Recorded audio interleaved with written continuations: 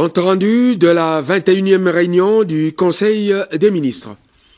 La 21e réunion du Conseil des ministres s'est tenue ce vendredi 14 février 2020 à la Cité de l'Union africaine sous la présidence de son Excellence M. Félix-Antoine Tshisekedi Tshilombo, président de la République, chef de l'État. À l'ordre du jour étaient inscrits les points suivants. 1. Communication de son Excellence, Monsieur le Président de la République, chef de l'État. 2. Points d'information. 3. Approbation d'un relevé des décisions du Conseil des ministres. 4. Examen et adoption des dossiers. 5. Examen et adoption des textes. De la communication de son Excellence, Monsieur le Président de la République. La communication du Président de la République a porté sur les points suivants. 1. Participation au sommet de l'Union africaine d'Addis Abeba du 9 au 10 février. À ce sujet, le Président de la République a informé les membres du gouvernement que le thème retenu à cette occasion était « Faire taire les armes, créer les conditions propices au développement de l'Afrique ». En rapport avec ce thème, les participants ont réfléchi sur l'intérêt pour l'Afrique d'enrayer toutes les zones de guerre pour se tourner vers le développement durable au profit de leur population. Le sommet d'Addis Abeba a également procédé à la désignation du secrétaire général de la zone de libre-échange continentale africaine. Ce poste est revenu à l'Afrique du Sud malgré le soutien apporté au candidat de la République démocratique du Congo par le président de la République. En marge du sommet, le chef de l'État a rencontré M. Charles Michel, président du Conseil européen, avec lequel il a échangé sur des questions d'intérêt commun. Enfin, il y a lieu de signaler que le président de la République a formellement été désigné à la vice-présidence de l'Union africaine pour l'exercice 2020 et élu de fait à la présidence de l'Union africaine pour l'exercice 2021.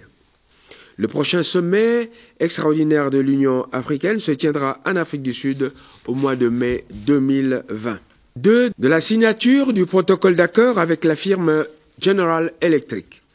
Une délégation de la firme américaine General Electric, conduite par M. Peter Pham, envoyé spécial des États-Unis d'Amérique pour la région des Grands Lacs, a séjourné en République démocratique du Congo. Elle a signé avec la République démocratique du Congo, représentée par le ministre d'État, ministre des Ressources hydrauliques et électricité, un protocole d'accord portant sur la construction des infrastructures électriques pour une capacité de 1000 MW d'ici 3 ans d'une part, et la fourniture de matériel pour l'équipement des hôpitaux et des centres de santé. 3. De la visite des chantiers de Kinshasa retenus dans le cadre du programme de 100 jours et des travaux de réhabilitation des homes de l'université de Kinshasa. Faisant suite aux conclusions du Conseil des ministres du 7 février dernier, le président de la République est descendu sur terrain pour constater l'état d'avancement des travaux. À l'université de Kinshasa, le chef de l'État a constaté l'état d'avancement des travaux de réhabilitation des homes. À cette occasion, il a recommandé à l'entreprise qui s'en occupe d'accélérer sa cadence de travail. À Livoulou, sur l'avenue de l'université, se prolongeant jusqu'à l'intendance, le président de la République a palpé du doigt les travaux de stabilisation de la grande érosion qui avait coupé en deux la route suite à des pluies diluviennes. Le chef de l'État a instruit le vice-premier ministre, ministre des ITPR, celui des Finances, ainsi que l'administrateur directeur général de l'Office de voiries et drainage, OVD, pour redémarrer les travaux en arrêt faute de moyens. Sur l'avenue Kianza, le président de la République a visité les travaux effectués principalement sur les structures du pont construit sur l'artère reliant les communes de Lemba à celle de Ngaba. Après avoir écouté les explications lui fournies par l'équipe qui s'occupe des travaux, le chef de l'État a instruit le vice-premier ministre, ministre des ITPR, le ministre des Finances et l'administrateur général de l'EVD de disponibiliser les fonds nécessaires et de finaliser les travaux en vue de l'ouverture de cette voie publique d'ici fin mars 2020. Pour le surplus, le président de la République a rappelé aux différents ministres et autres responsables concernés par cette calamité d'identifier, en concertation avec le gouverneur de la ville, toutes les têtes d'érosion afin d'élaborer un programme sérieux pour leur éradication. Le chef de l'État a visité les travaux de saut de mouton de Canggu, de Débonhomme, du rond-point Mandela, du Sosimat, ainsi que celui de l'avenue de la Révolution, ex-24 novembre, à la hauteur de la RTNC, étant entendu que celui de Kinsuka est déjà terminé. Le constat général est satisfaisant. Les entreprises travaillant en régie avec l'Office de route et l'Office de voirie et drainage ont pris l'engagement ferme de terminer tous les sauts de mouton avant le 30 mai 2020. Ceci suivant le plan de décaissement qui avait été arrêté à l'issue de la rencontre entre le Premier ministre, les vice-premiers ministres du budget et des ITPR, le ministre des Finances, le gouverneur de la Banque centrale, les patrons des entreprises prestataires, ainsi que les ADG de l'Office de route et de l'Office de voirie et drainage. En attendant la finalisation des travaux, le président de la République a donné les instructions strictes et claires au commissaire général de la police nationale congolaise ainsi qu'au commissaire provincial d'assurer la sécurité des chantiers, la fluidité de la circulation des véhicules, ainsi que l'interdiction de l'installation des marchés pirates autour et près des chantiers. Point 4 de la tenue à Kinshasa du sommet des chefs d'État sur le mécanisme du suivi de l'accord d'Addis-Abeba. En rapport avec la tenue le 24 février prochain à Kinshasa du sommet des chefs d'État du mécanisme de suivi de l'accord d'Addis-Abeba, le président de la République a chargé le Premier ministre d'instruire tous les ministres concernés par cet événement à en assurer la pleine réussite. De la nomination des hauts magistrats du pouvoir judiciaire. À ce sujet, le président de la République a indiqué que la nomination de ces hauts magistrats, qui prêteront leur serment bientôt, est le point de départ de la grande réforme de notre appareil judiciaire qu'il entend impulser afin de mettre fin à l'impunité, aux antivaleurs, à l'injustice et à la corruption. Il a dit sa détermination à redorer l'image de notre justice et de notre pays. Il a terminé en paraphrasant la Bible qui dit que la justice élève une nation. Des points d'information. 1. Le vice-premier ministre, ministre de l'Intérieur, Sécurité et Affaires coutumières. En l'absence du vice-premier ministre en mission, le vice-ministre en charge de l'Intérieur a fait part aux membres du Conseil qu'un calme relatif régnait sur toute l'étendue du territoire. Il a par ailleurs présenté à l'attention des membres du gouvernement les points suivants. État d'esprit de la population. 2 faits majeurs ont marqué l'attention de la population, à savoir la double élection du président de la République en qualité de vice-président de l'Union africaine pour 2020 et de président pour l'exercice 2021, ainsi que la descente du chef de l'État sur le site de l'Unikin et sur divers chantiers de saut de mouton. Autre fait marquant. Dans la province de l'Ituri, la tension intercommunautaire entre Lendu et Alour, dans les territoires de Djougou et Maïgui, est de nature à déstabiliser cette partie du pays. On note également la menace par le seigneur de guerre Cheikh Hassani Mitenda de transformer son mouvement de revendication malaïka en rébellion dans la province de Maniema. Il faut également signaler la reddition des chefs de guerre Raïa Mutomboki, dit Walikale, et Charles Quint au FRDC basé dans le territoire de Chabunda dans le sud Kivu. On fait remarquer également que des journées villes mortes et marches de colère ont été organisées à Bukavu, Baraka, Mwenga et Fizi par la société civile pour réclamer la réhabilitation des routes et manifester le mécontentement suite au mauvais état des routes, notamment le tronçon Miti-Bukavu. Il faut signaler également l'attaque des vannes de la firme Perenco par des habitants du village Ntchamfumu à Mwanda dans le Congo central pour exiger l'embauche des autochtones. Point concernant le ministre de la Défense nationale et ancien combattant. D'après le ministre de la Défense nationale, la situation est généralement calme sur l'ensemble du territoire, à l'exception des actes d'insécurité posés par des groupes armés à l'est de la République. Quelques faits saillants peuvent être relevés. En territoire d'Uvira, dans la province du Sud Kivu, la pression des FARDC a conduit au retranchement des rebelles burundais FNL avec leurs alliés Maï Maï dans le groupement de Lemera.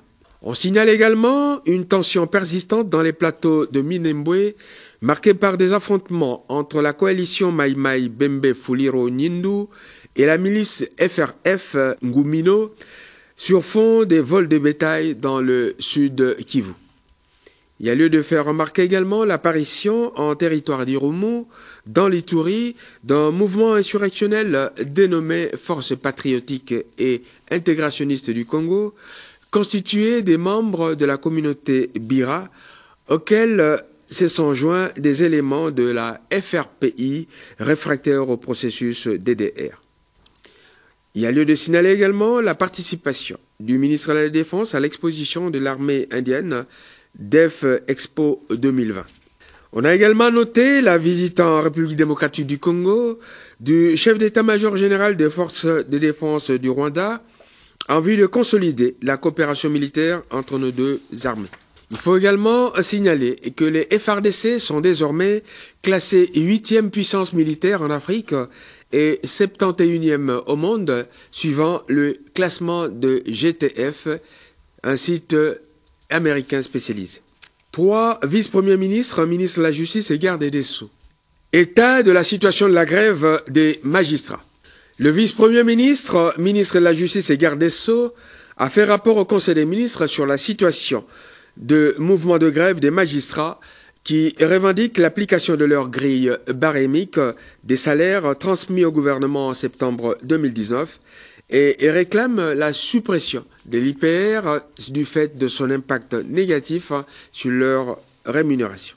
Au cours des négociations entre les deux parties, l'équipe gouvernementale, conduite par le vice-premier ministre, ministre de la Justice et garde des Sceaux, a soumis aux représentants des syndicats de magistrats des propositions concrètes et conformes à la loi budgétaire 2020. Les magistrats ont sollicité un report pour se concerter avec leur base et revenir pour poursuivre les négociations. Le Conseil a pris acte du rapport du vice-premier ministre, ministre de la Justice et garde des Sceaux sur la grève des magistrats et a encouragé l'équipe gouvernementale aux négociations à rester disponible pour la suite tout en ayant à l'esprit la réalité des moyens actuels de l'État dans les discussions à venir. Vice-premier ministre, ministre du Plan. 1. Note sur l'état des lieux du climat des affaires. 2. Lancement officiel du plan cadre de coopération des Nations Unies pour le développement durable de l'équipe Pays-Nations Unies en République démocratique du Congo. Ces points ont été renvoyés pour examen à la prochaine réunion du Conseil des ministres. 5. Ministre de l'économie. Il s'agit de la problématique de l'évolution des prix des produits de grande consommation à la date du 13 février 2020. Présentant la situation de l'évolution des prix des produits de grande consommation à la date du 13 février 2020, Madame le ministre de l'Économie nationale a relevé que, comparativement à sa présentation du 31 janvier 2020, il y a une tendance baissière de certains produits, tandis que d'autres sont demeurés plus ou moins stables. Pour les produits qui ont connu une hausse significative, il faut noter que la dépréciation de la monnaie nationale entre le 21 janvier et le 13 février 2020, avec un taux d'échange passant de 1730 à 1740 francs congolais pour $1, renforce la psychose dans le chef de certains opérateurs économiques, en particulier des petits commerçants, ayant pour principale conséquence de vouloir anticiper en opérant des ajustements sur les prix des biens. À cela s'ajoute le mauvais état des routes, ainsi que les multiples barrières y érigées, la multiplicité des services percevant indûment des taxes illicites et autres frais non réglementés qui contribuent à la surchauffe des prix sur le marché. Après débats et délibérations, le Conseil des ministres a pris acte du dossier sur l'évolution des prix de produits de grande consommation à la date du 13 février 2020 en exigeant l'implication de tous les ministres sectoriels compétents pour mettre fin à la tracasserie administrative et policière sur toutes nos routes à travers le pays, conformément à la décision du Conseil des ministres prise antérieurement.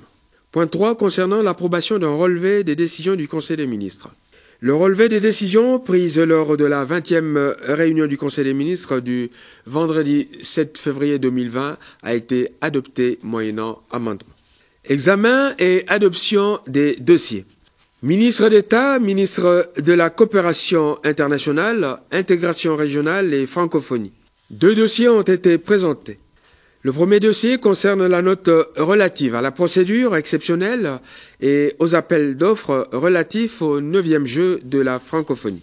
Le ministre d'État, ministre de la Coopération internationale, intégration régionale et francophonie, a exposé au Conseil des ministres le problème de recours à la procédure exceptionnelle aux appels d'offres pour la passation des marchés relatifs à la 9e édition des Jeux de la francophonie 2021, compte tenu des difficultés attenantes à la réalisation des travaux dans les délais espérés. Après débats et délibérations, le Conseil des ministres a approuvé le principe d'appel d'offres restreint conformément à l'avis de non-objection de la Direction générale des marchés publics. Le Conseil des ministres a en outre confirmé la décision prise au cours de sa 19e réunion sur l'urgence de la location des bureaux en faveur du comité de pilotage des Jeux. 2 dossiers de candidature à la CEAC. Conformément aux instructions de la 9e session extraordinaire de la conférence des chefs d'État de l'Afrique centrale, CEAC en sigle, tenue à Libreville au Gabon le 18 décembre 2019, le ministre d'État, ministre de la Coopération internationale, intégration régionale et francophonie, a informé le Conseil des ministres du processus en cours de présentation de candidatures aux différents postes de la Commission. À cet effet, il a sollicité du Conseil que la RDC puisse aussi présenter, à l'instar des autres pays, des candidatures aux différents postes de la Commission. Après débats et délibérations, le Conseil des ministres a mis en place une commission ad hoc composée du vice-premier ministre, ministre de l'Intérieur, Sécurité et Affaires coutumières, du ministre d'État, ministre des Affaires étrangères, du ministre d'État, ministre de la Coopération internationale et intégration régionale et francophonie, du ministre d'État, ministre du Genre, Famille et Enfants, du ministre de la Défense nationale et anciens combattants, ainsi que du ministre de l'Enseignement supérieur et universitaire. Cette commission ad hoc, qui sera présidée par le Premier ministre, chef du gouvernement, doit soumettre son rapport à la prochaine réunion du Conseil des ministres. Le ministre d'État, ministre de l'Emploi, Travail et Prévoyance sociale. Il s'agissait du dossier relatif aux remous cycliques dans le secteur du commerce. Ce point inscrit à l'ordre du jour a été renvoyé à la prochaine réunion du Conseil des ministres, au cours duquel il sera examiné. Ministre d'État, ministre de l'Enseignement primaire, secondaire et technique. Il s'agit de 3 points. Le premier concerne le plan d'action triennal de la mise en œuvre de la gratuité de l'enseignement primaire. Le second concernant la prise en charge par le Trésor public des opérations d'identification des enseignants dites nouvelles unités dans les établissements publics d'enseignement maternel, primaire et secondaire. Le troisième point concernant la gestion courante du sous-secteur de l'enseignement primaire, secondaire et technique au premier semestre 2020. Ces points ont été renvoyés à la prochaine réunion du Conseil des ministres. Concernant le ministre des Finances, il s'agit de 2 dossiers. Le premier, le réseau mafieux sur la TVA à la SONAS. Le deuxième point concerne l'évaluation des risques pour la réalisation du programme de référence conclu avec le Fonds monétaire international. Ces points ont également été renvoyés à la prochaine réunion du Conseil des ministres. Le ministre de la Recherche scientifique et Innovation technologique. Il s'agit du point relatif au redémarrage du réacteur de recherche TRICO 2 du Commissariat général à l'énergie atomique CGEA en sigle. Ce point a également été renvoyé à la prochaine réunion du Conseil des ministres. Ministre de l'Industrie. Il s'agit de faire l'état des lieux du processus de mise en place de la zone économique spéciale pilote de Maluku et de ses perspectives. Ce point a également été renvoyé à la prochaine réunion du Conseil des ministres. Ministre délégué auprès du ministre de l'Intérieur, Sécurité et Affaires coutumières, en charge des affaires coutumières. Le point concernait l'organisation de la 2e édition du Festival culturel de polyphonie pygmée d'Afrique centrale, et ce point a été renvoyé à la prochaine réunion du Conseil des ministres. Point 5. Examen et adoption des textes. Ce point concernait le ministre des Postes, Télécommunications et Nouvelles Technologies de l'Information et de la Communication. Il s'agissait du projet de décret modifiant et complétant le décret numéro 012/15 du 20 février 2012 fixant les modalités de calcul et les taux de revenus de prestation de l'autorité de régulation de la poste et télécommunications ARPTC en sigle. Le traitement de ce texte a été renvoyé à la prochaine réunion du Conseil des ministres. Ministre délégué auprès du ministre des Affaires sociales, chargé des personnes vivant avec handicap et autres personnes vulnérables. Le texte relatif au projet de loi autorisant la ratification par la République démocratique du Congo de la Charte africaine des droits de l'homme et des peuples relatif aux droits des personnes handicapées en Afrique a aussi été renvoyé à la prochaine réunion du Conseil des ministres. Commencé à 13h45, la réunion du Conseil des ministres s'est terminée à 16h34. Je vous remercie.